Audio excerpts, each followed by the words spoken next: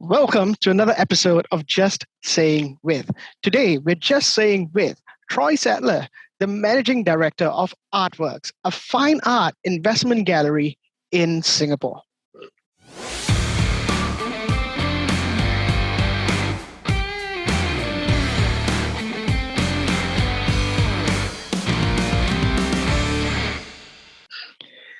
Hi, Troy. Hi, Zed. How you doing? Thanks for having me. Thanks for coming on. Troy, you are the managing director of Artworks, right? I mean, I don't quite need to tell you who you are, but why I bring this up is because, all right, so Artworks is a fine arts investment gallery based here in Singapore, but you yourself, you've got a very interesting career. So before we talk about fine arts, I want to know let's talk a little bit about Troy Sadler and how he is now the arts guy. So Troy, you were a professional tennis player. Long time ago. Yes. Yeah. I mean, you see a direct link between tennis and fine arts, right? It's right there. It's so easy to just jump from one to the other. Yeah, well, I have a bit of an interesting story. I went over to the States playing tennis. Had a scholarship over there, Georgia State, and then ended up teaching tennis at the Racket Club of East Hampton in New York, which is obviously all the rich and famous. So that was fantastic and a great experience. I met a lot of movie stars and taught tennis to also a lot of famous artists. So I'd become quite friendly with them. And as a bit of an extra sort of work, I'd go into the city when they had their exhibitions and I would work in the gallery, help set up, and did a bit of everything really, just because I was sort of friends with them. So, and then of course we were out in the Hamptons. For those who don't know the Hamptons, it's about 2 hours outside New York City. It's very beautiful countryside. So I'd also go around to their art studios and sort of see the process. I was a musician anyway, so I'd jam with a few of them and really just got into it that way. I then took a job through one of my clients again as a currency options broker in New York on Wall Street. Big change. It wasn't that cute running around in tennis shorts anymore, so I thought I'd better get a real job.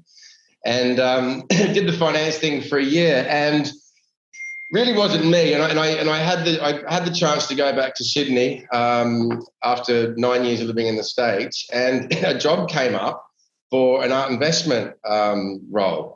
So I loved art and I knew a bit about the industry. I'd done a bit of the finance, so I thought, hey, maybe combine the two. And that's really how it started. And I got into the industry and was advising. I obviously started out training and learned on the job through the training system they had in place. And that's really how it got started. And I've been in the industry ever since. I've been, since I first got in the industry was now, 17 years ago. So that's how it really got started and eventually led me to Asia, where I was working in Hong Kong.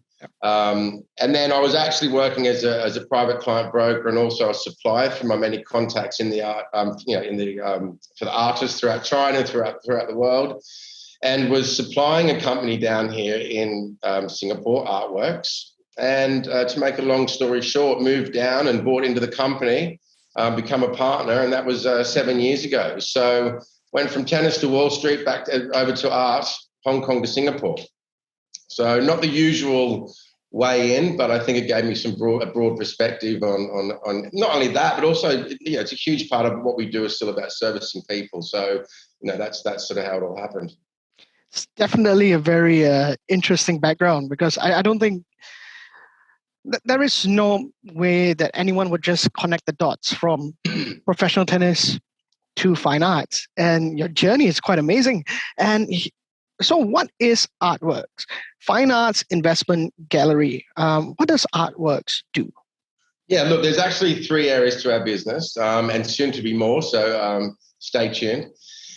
We obviously advise private clients on building investment-grade art portfolios. Okay, so you're right, that's one area of what we do. We also have an online gallery which offers more affordable art, decorative art, we like to call it, more accessible art. You're not spending thousands, but fantastic art for your home. We represent about 35 artists, so clients can go to our website.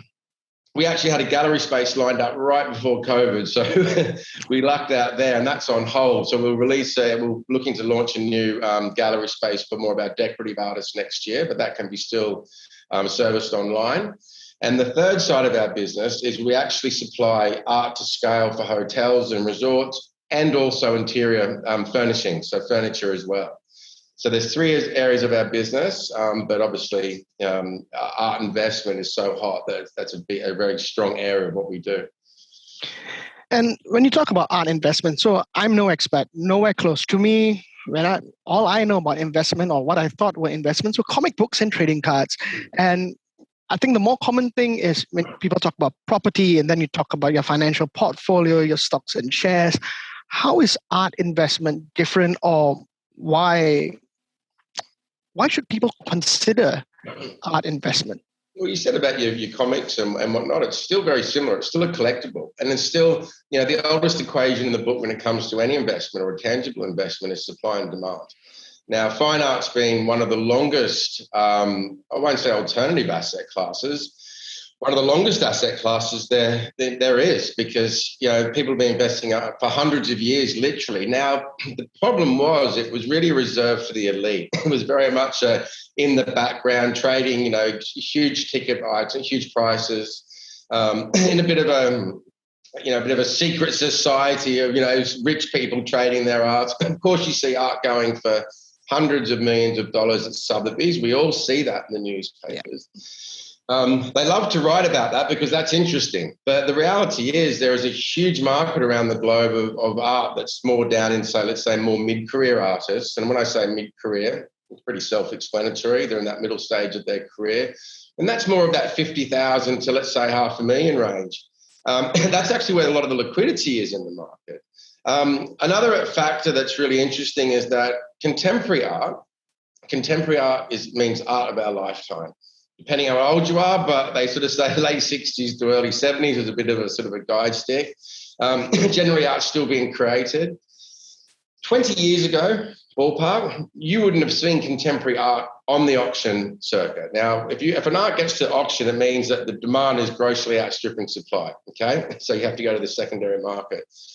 Just due, and I think China's a big part of this, but just due to the sheer demand for fine art globally, and you see that around 2000 in the auction stats going up, you started to see contemporary art being sold on the auction market, which is huge. But it started off very low, but there was like 1.9 billion in 2018, 2019 sold on the auction market of contemporary art. So that's artists that are still painting, still living, maybe older collections. So what you're seeing there is supply and demand.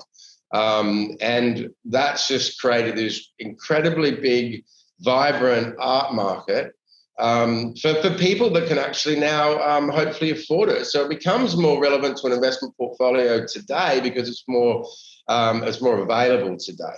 So even about 25, 30 years ago, you were still talking about the Picassos and the big ticket items, but the market's evolved, and also corporate governance and infrastructure in terms of online auctions, and you got places like ArtNet and Artsy, which are portals where you can go on and see the history of an artist. So so that's where it's really evolved. So what we like to do is really demystify that area of the market, explain what is an investment grade artist, what makes up an investment grade artist. That's really what we do. And why would people look at it as an investment? It's continuing to grow. It is stable. It's tangible. You know what I mean? Like we call it, it's an investment where you can go to sleep at night and not stress too much. A lot of my clients use it as a hedge against their equity portfolio. We also have corporate leasing in our business. So clients can also, if they buy an artwork, we can rent their artwork out on their behalf so they can generate a rental income as well. So that's really attractive. But the reasons why is simply why anybody would add a tangible aspect to their investment portfolio. It's diversification, and it's a great hedge. And next, when you talk about rental, how does that work? So typically, you think that I buy something, I keep it. So what's that like then? Well, what we offer is a fully value-add proposition. So if you were going to go to a gallery and buy a contemporary piece for yourself as an investment, you might get the advice, but after that, it's all yours. You have to, store it. You have to, you want to know what's going on in the market. You're busy with your job. Most people, they haven't got time to keep track. So we're going to offer you a particular art piece, and then we'll be able to store that for you and then keep you up to date with your portfolio's growth within the market. The rental business, which is another side of our company, is where corporate entities, might be a law firm or a bank, whatever it may be, don't want to go out there and spend thousands of dollars, have art, let's say in the boardroom. You want a cool piece in the boardroom with a plaque next to it that's got a bit of a story, there's a bit of a show-off factor, a bit of a talking point. So instead of those companies going out there and purchasing these works, they can lease it off us like anything. And we usually charge a percentage of the value. For example, we charge 8% of the value of the painting. Okay, so what we do, if we can connect the dots, we will rent our clients' artworks on their behalf to the corporate entity, and we pay them 6% on a contracted period, usually 2 to 3 years. So there are a couple of things that have been basically trending words or trending terms. So we have had in the world of investment, you talk about there's been blockchain, there's been crypto. One of the other things is NFTs, especially when you take a look at art, right? So non-fungible tokens. But what's that? What is it really? What's an NFT and how does it work? Well, it's a good question. Well, I mean, look, there's a lot out there. So it's a non-fungible token is that it's non-fungible, it's a token, it's on the blockchain. Basically, a basic way to put it is usually with digital art, it could just be copied many, many times. Yeah. So by having the non-fungible token just means it can't be replaced, which then it becomes an asset of sorts, because it's you've got it's the original smart contract, it's the original owner. Which makes it tradable because of supply and demand. I think the interesting thing about that with NFTs is that everyone instantly thinks digital art NFTs, which is what's, you saw the one in Singapore, I think went for $67 million. We speak to a lot of people all the time, and I think where people, and I digressed a bit, but I think a lot of people find it hard to get their head around the value. It's a digital art. What am I going to do with it? Where am I going to put it? What's the track record of that artist? So what it really comes down to with these non-fungible tokens, it's really about a narrative or a story. Like, for example, the NBA has its own community. It has its own massive global fan base. So anything the NBA puts out in terms of an NFT has already got the ready-made community that wants it. Like anything, there's got to be that narrative, that hype, that demand. So what I find the issues with the non-fungible tokens for digital artists is eventually it's just going to become just millions of them, so crowded in that market space. And I think people have troubles, really seeing value in it. Not to say it's not here to stay and it's not a viable medium by any stretch, but what we're looking at doing is actually working in an NFT space by tokenizing physical art. So a client can actually purchase the NFT token with, obviously the image of the painting, a smart contract. That token gives them the right to redeem the physical painting. So we see many ways to use NFTs. I like to call them liquidity tokens because you can obviously put it on a blockchain onto a platform and have thousands of buyers being able to purchase that NFT. I mean, you could find one day you're going to have it might be a rare wine collection that is, is in an NFT, cars, real estate. So NFTs are going to go in so many different and broad directions and change and disrupt so many industries for the better, I think. But I just think right now it's very focused on art, but it's going to evolve and it's exciting. I mean, it's definitely anything that I think creates more buyers in an artistic field, I think is a bonus. I don't know how many people who purchased digital NFTs were previously collecting paintings. Right. So is it just more people now collecting art forms? It's not really taking away, I think, from the standard collectors. I think it just broadens the market for art in general. So I think it's really exciting and a positive with that question.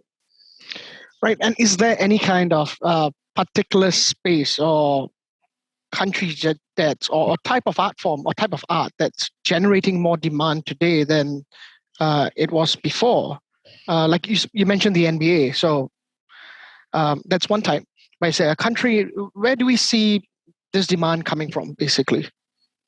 I mean, art is a global marketplace. And art can be quite parochial. I noticed from, I've worked all over the world, and you find that, Americans love to buy American art and Australians love to buy Aussie art. There is that connection.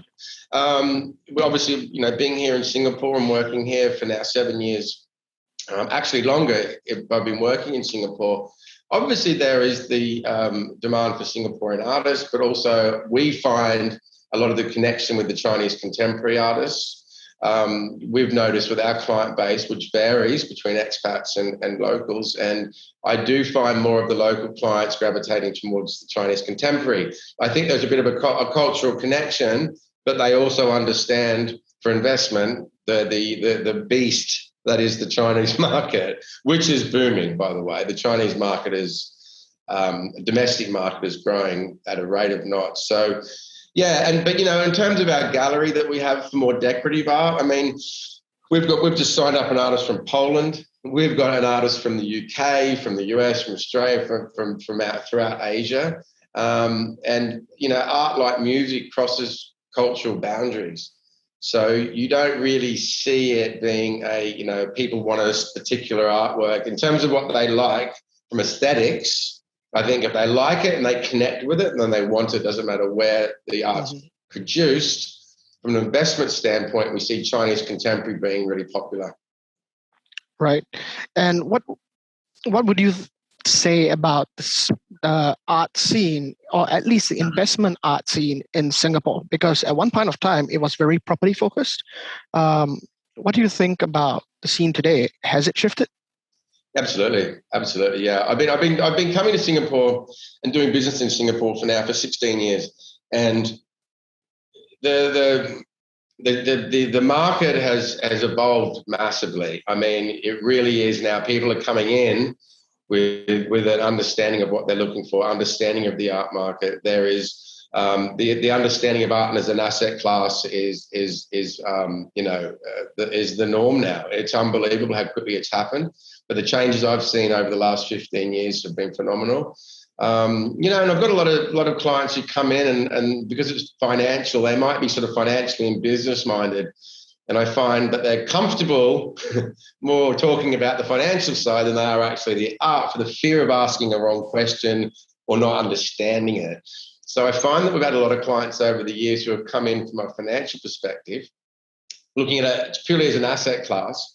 And then once they get to understand and get comfortable, then they start actually buying more art for their home. And that's how the online gallery starts. It was that we found all our investors were now calling up saying, oh, I need something for my new home, or calling me from a gallery saying, what do you think of this? So we've seen people get involved in it many different ways. But the art scene here is growing from strength to strength.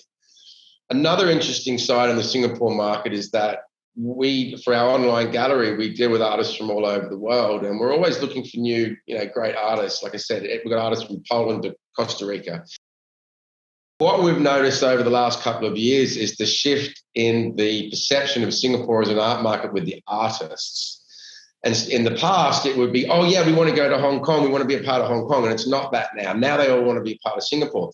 That NFT, obviously, price that we saw, the crazy 67 million, that helps. It shows that art and being at the forefront of arts, whatever they may be, Singapore's a part of that. And we find now that our artists want to be represented in Singapore, and that wasn't the case even 4 or 5 years ago. So that's a real sort of interesting shift, is from the artist side wanting to participate and be represented here. So that's a great sign. Right. Who is this for? Who should get into, more like who can get into art investment? Is it for someone like me? Who is it for? Well, anybody who can afford it, really. Yeah. Look, our entry level now, we're talking about blue chip artists, we're talking about minimum $1 million, more up to 5-10 million. The emerging to mid-career artists that we deal with, our entry level is around 20 to 25. So it's not crazy compared to other asset classes. Obviously, it goes up from there. I've had a 24-year-old couple come into my gallery and Start off with a multifaceted portfolio recently, and then I've had a 65-year-old lecturer from one of the universities come in. That's the range. And when we have events, it's amazing. We've got a lot of young investors now. That's been a big turning point the last couple of years as well. Coming onto our Instagram, seeing an art that they love, knocking on our door and coming in, and then wanting to talk more and building an investment portfolio. It's for anybody. One of the things that we like to do initially is invite clients or potential clients to come in and just have a consultation with no commitment, and just let us explain how it works. Let us explain how the art market works. Why doesn't an artist become $50,000? That doesn't happen overnight. You don't just set up shop and put your art for sale for $50,000. There's a great saying, success leaves clues. So we like to explain the variables that gets an artist to that point, why they got there, how they got there. So as an investor, you can walk away and say, I know why that's a good investment, or I know why I invested in that painting. It's not about saying, hey, give us your money and we think this guy's going to be great. We say, this is an artist's career. This is how it's developed. This is why it's developed. And this is where we expect to continue. So it's for everybody. But I think the key is just sort of, education, so people can make an informed decision on their own. Right. I mean, that was exactly it. Because before that, you had if you ever wanted to invest in art, it always had to be something that the first names, you think about your Picassos, your Da Vinci's and the Rembrandts and things like that. You talk about millions of dollars. So it's great to know that that's changed now, and it's a lot more accessible to, I would say, probably a brand new generation, I guess. Makes me want to go and walk into your gallery as well. Well, Troy, thank you very much for joining us today. And I think this has been very, very informative and great having you on. Yeah, look, you're welcome. Thanks for having me. I hope it was, I gave you guys and your audience some insights. But look, we're launching a couple of new businesses that you might find interesting later in the year. So, we'll let you be the first to know. Perfect. Thank you very much. Thanks for having me, Zab. Appreciate your time. Thank you for watching another video from Just Saying Asia. Please, if you like our content, like the page, like us, subscribe, and leave a comment. We really want to hear what you have to say, and we'll be happy to answer your comments and your questions as well. So stay tuned and see you in the next video.